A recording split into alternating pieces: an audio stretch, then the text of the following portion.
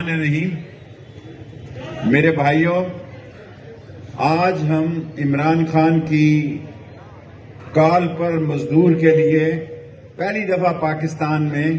کسی سیاستدان نے یوم مئی کی کال دی ہے، ورنہ آج تک مزدور کو صرف سیاست کے لیے اور ووٹ ڈالنے کے لیے استعمال کیا گیا ہے۔ اور پاکستان میں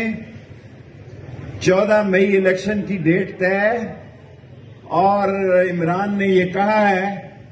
کہ 14 مئی سے پہلے اسمبلیاں توڑ دو، اور مجھے یقین ہے انشاءاللہ کہ 10 مئی تک فیصلہ ہو جائے گا اور آئین اور قانون جیتے گا۔ آئین اور قانون عدلیہ کے اوپر ہے اور سارا ملک عدلیہ کے نیچے ہے، اور عدلیہ فیصلہ دے چکی ہے کہ اس ملک میں انتخاب ہوں گے۔ جس کو پی ٹی آئی کا ٹکٹ ہوگا لال حویلی اس کی حمایت کرے گی، سوائے میرا اپنا ایک قلم دوات کے انتخابی نشان کے۔ اور میں واضح طور پر حکومت کو کہنا چاہتا ہوں،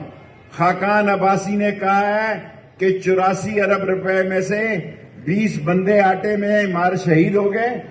اور 20 ارب روپیہ آپ نے رمضان کے مہینے میں بھی شہباز شریف نہیں بخشا۔ آپ نے رمضان کے مہینے میں بھی 20 ارب روپے کو نہیں بخشا،